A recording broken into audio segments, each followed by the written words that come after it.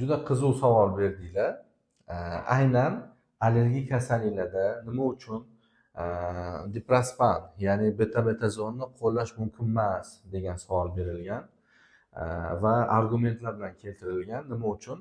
Hamma soha vakillari, lordagilar, yana boshqa soha vakillari aynan diprospanni allergik holatlarga ishlatishadi-ku. Nega sizlar ziyonini ko'p deyapsizlar? Bundan tashqari yana boshqa kasalliklarga neyroxirurgiyada, nevrologiyada, travmatologiyada diprospan preparati juda ham ko'p ishlatilinadi. Allergik kasalliklarga ham ishlatsak nima bo'ladi degan savol berishganligi uchun.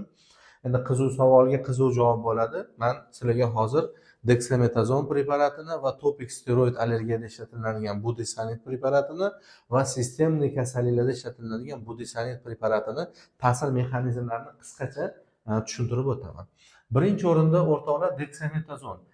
O'zi umuman GKSlar, sistemali yallig'lanishga qarshi preparatlar hisoblanadi va o'sha maqsadda endi boshqa yana ta'sir mexanizmlarini hammada ma'lum. Men qisqa qilib gapirib o'taman. Birinchi o'rinda dexametazon yadroga o'tib o'zini NF-kappa B orqali organizmga ta'sir ko'rsatadi. Aynan dexametazon DNKmizda har bir hujayra faollashgandan keyin sitokinlar, yallig'lanish mediatorlarini ishlab chiqarib beradi. Aynan dexametazon NF-kappa B bilan aktivatsion proteinning birinchi tipini bloklaydi. Organizmda asosan DNKdan LNK sintezlaydigan transkripsion faktorlar 4 ta. Uni bittasi NF-kappa B, bittasi IP1, ikkinchisi IP2, uchinchisi NFAT. Ya'ni NFAT o'rtoqlar bu T limfositlarni aktivatsiyasida ishtirok etadigan genlar yig'indisi. Bu gormonlarning hech qaysi NFATga ta'sir ko'rsatmaydi. O'shaning uchun men bu yerga bularni kiritganim yo'q. Aynan tacrolimus bilan pimecrolimus kalsinevrin ingibitorlari hisoblanadi. Kalsinevrinni bloklash orqali NFATni bloklab, sitokinlar sintezini bloklaydi. O'shaning uchun uni yo'li boshqacha bo'lganligi uchun bu yoqqa men kiritganim yo'q. Demak, dexametazon ta'sir mexanizmi qanaqa? Organizmga kirgandan keyin hujayrada NF-kappa B bilan IP1 aktivatsion proteinni bloklaydi. Natijada translyatsiya bloklanadi. Natijada makrofaglarda yallig'lanish mediatorlari hisoblangan interleykin 1, 6, 8 va TNF-alfa bloklanadi. O'rtoqlar, interleykin 1 umumiy piragen hisoblanib, umumiy intoksikatsiyani leksiyalarimizda boshqa rosa ko'p gapiryapman shu narsani. Immunni intoksikatsiya berishi, gipotalamusga ta'siri, o'pka to'qimasiga, jigarga ta'siri, suyak to'qimasiga ta'siri hamma yallig'lanish jarayonini bloklaydi. O'shaning uchun ham dexametazon yallig'lanishga zo'r ta'sir ko'rsatadi. Aynan infeksion, aynan makrofaglarning faoliyati hisobidan paydo bo'ladigan yallig'lanishga zo'r effekt beradi. Bundan tashqari lipokartinni ko'paytirib fosfolipaza A2 ni bloklab beradi. Fosfolipaza bilasizlar, hujayra membranasi zararlangandan keyin fosfolipaza A2 faollashib bizaga arachidon kislotani sintezlab beradi. Arachidon kislotasi keyin sikloksigenaza bilan prostaglandinni, lipoksigenazni yo'l bilan leykotrienlarni sintezini oshirib beradi. Bu yoqda endi fosfolipaza A2 ni ham sikloksigenazani ham bloklash hisobiga yallig'lanish jarayoni to'xtaydi. Bundan tashqari qon tomir devoridagi adgeziya omillari, T limfosit, B limfosit, monotitlar, makrofaglar hammasini bloklaydi. Kim? Dexametazon. O'rtoqlar, organizmda infeksion yallig'lanish bor va allergik yallig'lanish bor va auto yallig'lanish bor, ya'ni autoimmun yallig'lanish. Bu dexametazon yoki bo'lmasa mana bu yoqdagi sistemali betametazon o'rtoqlar har doim yaxshi hisobni olib qo'yinglar. Yallig'lanish uchun yaxshi. Aynan infeksion yallig'lanish, aynan autoimmun yallig'lanish, aynan sistemali yallig'lanish uchun yaxshi effekt beradi. Bizani preparat topik steroid bo'lgan budesonid, flutikazonning ta'sir mexanizmi qanaqa deydigan bo'lsak, ular ham xuddi shu yo'l bilan ta'sir qiladi. NF-kappa B va IP aktivatsion proteinni bloklash orqali ta'sir ko'rsatadi. Faqat endi bular umuman boshqa sitokinlar. Immunni interleykin 1, 6, 8 emas, interleykin 4, 5, 13 ga ta'sir ko'rsatadi. O'shaning uchun ham o'rtoqlar, temperaturasi ko'tarilgan odamga budesonidni xohlaganingizcha qiling, temperatura tushmaydi. Chunki temperaturaga sababchi interleykin 1. Dexametazon isitmani tushirib berish effekti bor. Hamma bu yoqda sikloksigenazani bloklashi, prostaglandin bloklash hisobiga dexametazon temperaturani tushiradi degan fikrlari bor. Lekin asosiy muammo bu yoqda interleykin 1 bilan bog'liq. O'shaning uchun ham sitokin shturmda asosan dexametazon va shunaqa sistemali gormonlar ishlatiladi. Bu desani topik steroid aynan allergologik yallig'lanishda, birinchi tip yuqori sezuvchanlikda o'sha T helper ikkinchi tip hujayralarning faollashi hisobiga interleykin 4, interleykin 5, interleykin 13, interleykin 4 B hujayralarini sintezlab immunoglobulin Y sintezini, interleykin 5 eozinofillarni, interleykin 13 epiteliyni va B hujayralarini faollashtirib ularda immunoglobulin E sintezini oshirib beradigan sitokinlar hisoblanadi. Aynan shu sitokinlarni topik topib bloklaydi aynan bu desangiz. O'rtoqlar, bitta narsani tushunib olinglar. Yallig'lanish bu makrofaglarni bloklash orqali yallig'lanishni to'xtatyapti betametazon bilan deksametazon. Bu desanit esa aynan T hujayralarini bloklash orqali yallig'lanishni to'xtatib beryapti. Bizga allergologik kasalliklarga aynan shu effekt kerak. O'shaning uchun o'rtoqlar, hisob kitobimizni ozgina to'g'ri olishimiz kerak. Bu ham yana lipokartin noshir fosfolipaz A2ni bloklaydi. Bundan tashqari JAK-STAT yo'lidan STAT6 ni bloklaydi. Ya'ni bu aktivatsion transkripsion faktorlar hisoblanadi. Bu ham 6-tipi bu o'rtoqlar T helper 2-tip helperda bo'ladi. 2-tip helperda STAT6 bloklanadigan bo'lsa, interleykin 4 bilan interleykin 13 sintezi ham bloklanadi, pasayadi, natijada immunoglobulin Y ni miqdori tushishni boshlaydi. O'shaning uchun biz bu desanit preparatini bemorlarimizga oylar, yillab sepib yurishlarini tavsiya qilamiz. Tushunarlimi? Topik. Nima uchun topik? Chunki sepilgan payt nafas yo'llarining o'ziga, burunga sepilgan payt burun shilliq qavatining o'ziga, shu yerda aktivlanib turgan hujayralarning o'zigagina ta'sir ko'rsatadi xolos. Tez ta'sir qiladi va mahalliy ta'sir qiladi. Ta'sir yarim chiqarilish davri 2-4 soat. Bundan tashqari mahalliy ta'siri 10-20%, sistemali ta'siri umuman yo'q. Eng ko'p kumulyatsiyalanadi shilliq qavatida, bronx va ichaklarning shilliq qavatida kumulyatsiyalanadi. O'shaning uchun ham bu desanitning tabletka ko'rinishi bor, Kron kasalligida beriladi. Aynan Kron kasalligida ham xuddi shu tipdagi yallig'lanish ketganligi va shilliq qavatda eng ko'p konsentratsiya hosil qilganligi uchun bu desanit ishlatiladi. Va endi hamma savollarga sababchi bo'layotgan juda ham bir qiziqarli bo'lgan diprospan preparati haqida. Allergiya bo'ladimi? O'zi aslida har qanday turdagi yallig'lanishga diprospanni qilsa bo'ladi o'zi aslida. Lekin uni nojo'ya effekti, nojo'ya ta'siri degan tushuncha bor o'rtoqlar. Mana shu joyga qaraymiz. Betametazon 36-54 soat ishlab yarim chiqarilish davri 36-54 soat. Bu ham xuddi NF-kappa-B bilan IP1 aktivatsion proteinni bloklash orqali ta'sir qiladi.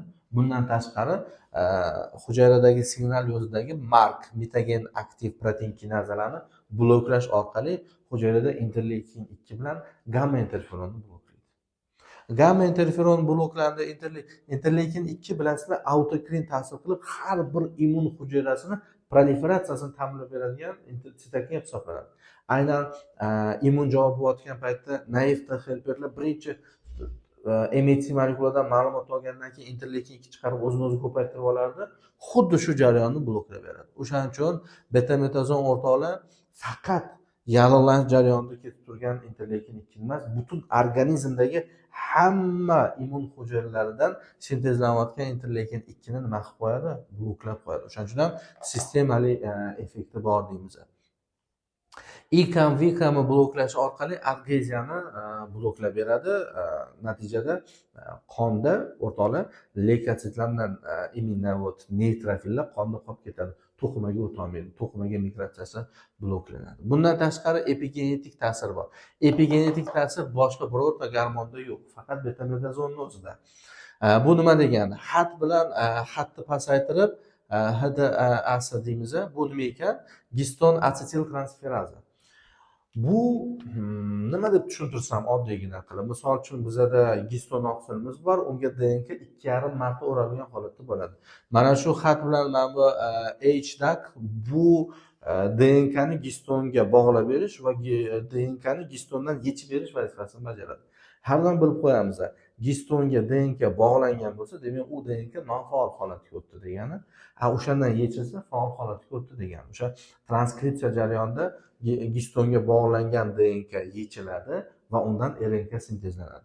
Xuddi shu jarayonda o'rtoqlar giston asetil transferazani bloklab, giston deatsilazalarni faollashtirish hisobiga o'rtoqlar xromatinni zichlashtiradi, ya'ni DNKni gistonga bog'lab beradi, ya'ni DNKni faolligini pasaytirib beradi. O'rtoqlar, bu judayam qo'rqinchli ma'lumotda, chunki transkripsiya bloklandi degani sizdagi butun organizmingizdagi hamma hujayralaringizda transkripsion faktorlar bloklanyapti degani.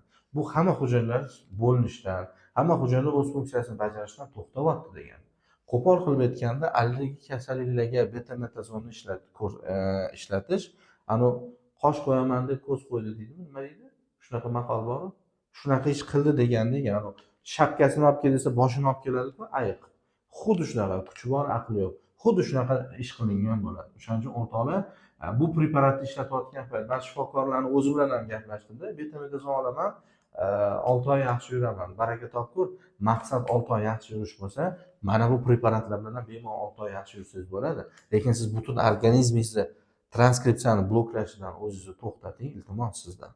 Darsda davom etamiz. Interleykin 10 ni oshirish va lipokartinni oshirish orqali bu ham bu boshqa gormonlarga o'xshagan fosfolipaz aytini bloklab yallanishga qarshi ta'sir ko'rsatadi. O'rtoqlar, betametazon 100% tizimli ta'sir ko'rsatadi. Aynan jigardagi shu SAP3A4 fermentlar sistemasi orqali metabolizmga uchraydi va adipotitlarda to'planadi. Eng yomon tarafi nimada? Ahamiyat beramiz. Qandli diabet chaqirishi mumkin, osteoporoz chaqirishi mumkin. Plazmada juda ham ko'p miqdorda konsentratsiya yiqqanligini hisobiga uzoq vaqt ta'sir ko'rsatadi. Va eng asosiysi o'rtoqlar, immunosupressiya chaqiradi va tizimli yallig'lanish uchun o'ylangan bu preparat o'rtoqlar. Tizimli yallig'lanish va autoimmun kasalliklar, revmatoidni artrit, sistemni krasniy volchanka yoki bo'lmasam yana tizimli vaskulitlar bor, glomerul nefritlar bor. Nevrologiyada, neyroxirurgiyada ishlatiladi deb aytishibdi. O'rtoqlar, nerv sistemasi ham autoantigen hisoblanadi. Agar viruslar ta'siridan nerv sistemasi zararlangan bo'lsa, u yoqda autoimmun yallig'lanish ketadi.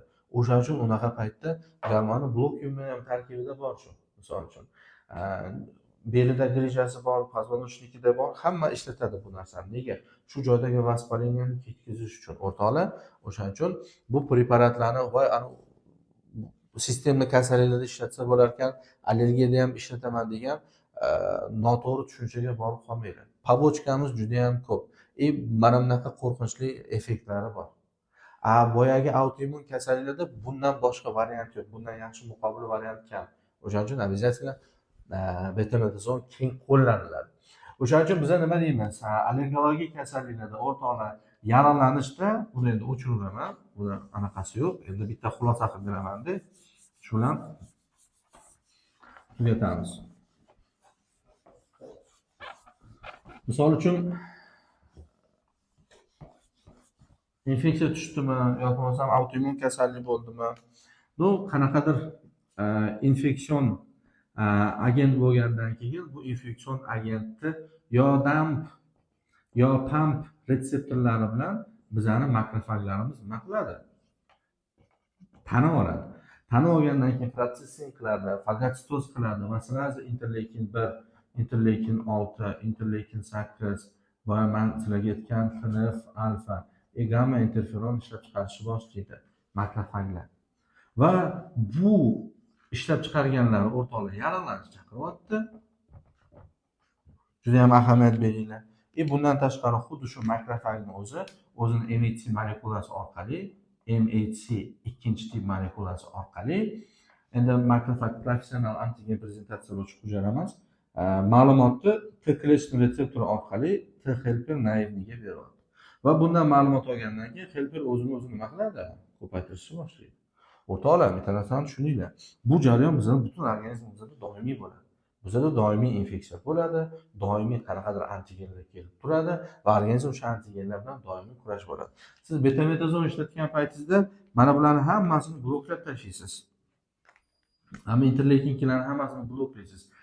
Siz uchun kerakli bo'lgan jarayonda ham, yallig'lanish jarayonida ham siz hammasini blokladingiz va bu keyinchalik qattiq qo'pol asoratlarga olib keladi. Mana bularni bloklayapti hammasi. Tushuntira oldimmi? Endi allergiyada qanaqa bo'ladi desa, allergenda Biza doskada boshqa joyda makrofaglarni tushuntiramiz, lekin ko'proq allergenni har doim dendritik hujayralar prezentatsiya qilib beradi.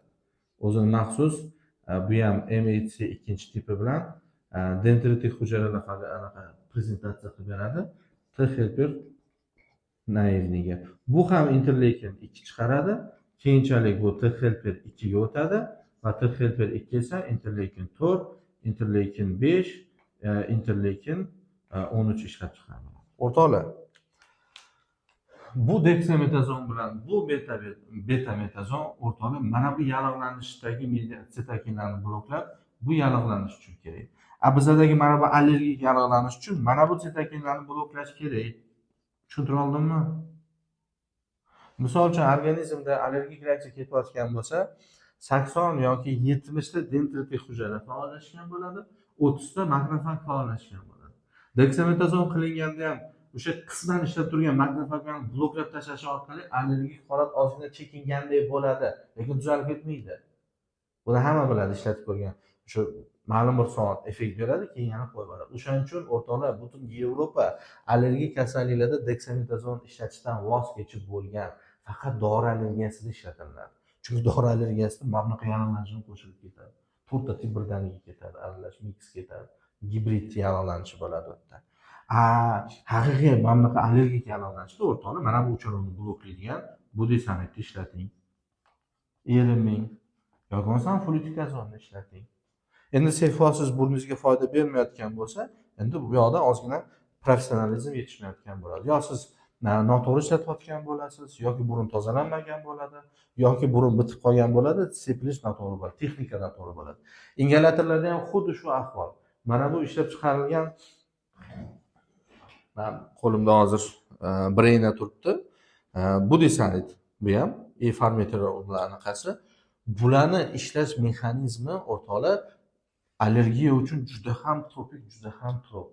Agar cho'ntak ingalyatorlarni to'g'ri foydalansa, to'g'ri ishlatilsa, bulardan juda ham zo'r effekt yaxshi beradi. Har doim allergologiyada shunaqa tushuncha bor, bemoring oldinga keldimi, har safar ingalyator ishlatishni o'rgating. Har safar o'rgat. Bizda ko'pchilik qanaqa oladi? Oladi, og'ziga pax sepadi, nafas oladi. Bo'ldi, shu bilan to'g'ri ishlatdim deb o'ylaydi. Tushuntir oldimmi? Tamam. Necha minut bo'ldi?